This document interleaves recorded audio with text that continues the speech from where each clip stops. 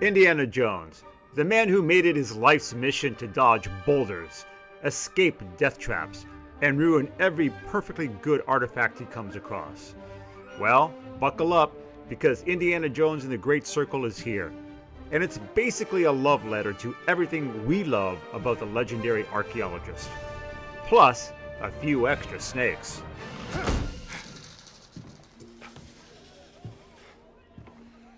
I did it. I've had the snake. Salute, gamers. Indiana Jones and the Great Circle was released in 2024 and developed by Machine Games. So Machine Games is no stranger to the video game world. They've developed some great titles like Wolfenstein: The New Order and Wolfenstein 2: The New Colossus, which earned them a solid reputation for delivering intense action, rich storytelling, and immersive worlds. Is this how a hero looks like? Now with Indiana Jones and the Great Circle, they've taken on the challenge of bringing the legendary archaeologist to life in the gaming world. I was skeptical on the choice to go first person instead of third person perspective that seems to dominate the adventure gaming genre. So let's see if that choice pays off. Go ahead. I'll knock your teeth out. According to Steam, I clocked in 31 hours and completed the main story missions. So I am perfectly qualified to bring you an honest review. As always, I'll be reviewing the game on a 10-point bullet system, with 1 to 4 bullets as foobar, which is bad. 5 to 7 is satisfactory and not ready for the field, so wait for a sale. And anything higher than a 7 to 9 is a hoorah and must buy. And a perfect 10 bullets means it's Game of the Year contender. So grab your fedora, dust off your whip, and let's see if this game can live up to the hype. Or if it's just another ripoff of Tomb Raider and the Uncharted series. My mug's run dry. Yeah, I was about to say, service here is lousy.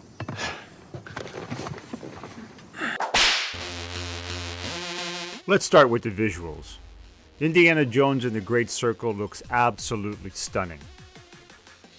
Wow. What a view. It is something, ain't it? I honestly think it's one of the best looking first-person games I've played. The environments are rich and immersive, lush jungles, decaying temples, and dark mysterious caves. Every corner feels like it's been meticulously crafted to capture that Indiana Jones vibe. You can practically smell the ancient dust as you navigate through these locations. Well, at least we know that last part is real. Even Indy himself looks fantastic. His fedora, leather jacket, and whip have never looked better, with intricate details that make you appreciate the design work. And when he's running from a boulder or narrowly avoiding a trap, you can see the sweat and grit on his face. It's like the game truly gets the lighting, shadows, and locations of the original movies. I can see now why they chose to go first person. Seeing the world from Indy's perspective gives the player a more realistic experience of these beautiful locations. Now on to the story. Indiana Jones and the Great Circle brings the classic Indy adventure we all know and love. You're hunting down a powerful artifact, and of course, you're not the only one looking for it. As you journey through the ancient ruins and forgotten cities, you're piecing together the story of a civilization lost to time, one full of danger, mystery, and of course, betrayal. Class dismissed. Professor Jones. The narrative is as engaging as you would expect from an Indiana Jones adventure. You're constantly thrown into tight situations. But what's great here is how the story never feels like it's dragging. It's full of twists and turns, with that classic Indy humor and charm. The dialogue is sharp, the stakes are high, and even the villains are memorable. You have no history, no nation, no leader. What you have is your stupid American cartoons. Choo-choo, choo-choo, ha ha ha ha ha. Just like the films, you'll find yourself on the edge of your seat, wondering what happens next. When it comes to sound, Indiana Jones and the Great Circle doesn't disappoint. The ambient sound design is top-notch. Whether you're deep in an ancient ruin, trekking through the dense jungle, the audio pulls you in every moment.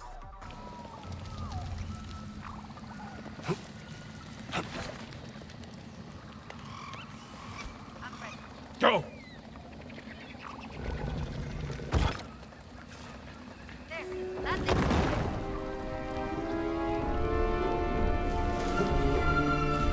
And let's talk about the music.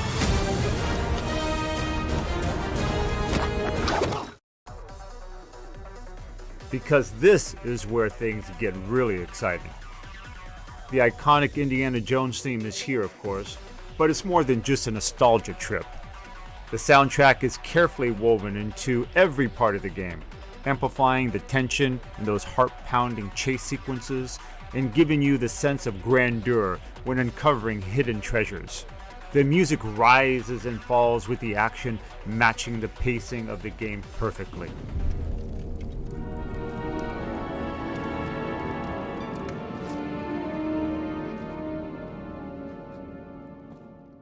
The sound effects too are on point. You'll hear the snap of Indy's whip, the crackle of ambient stone as it crumbles, and the eerie howls of unseen enemies in the distance. So is Indiana Jones and the Great Circle any fun? You're damn right it is, soldier. Would I play it again? I sure would. For all those completionists out there, after finishing the main story, you have the option of diving into the world and finishing collecting all the side quest artifacts, notes, and mysteries. For all those complaining about how dumb and easy the enemies are, have you ever watched any of the films? They're supposed to be over the top, corny, and be on a slapstick comedy mode. Going from enemy to enemy and hitting them with everything you find in the environment is a nod to the old Spielberg films.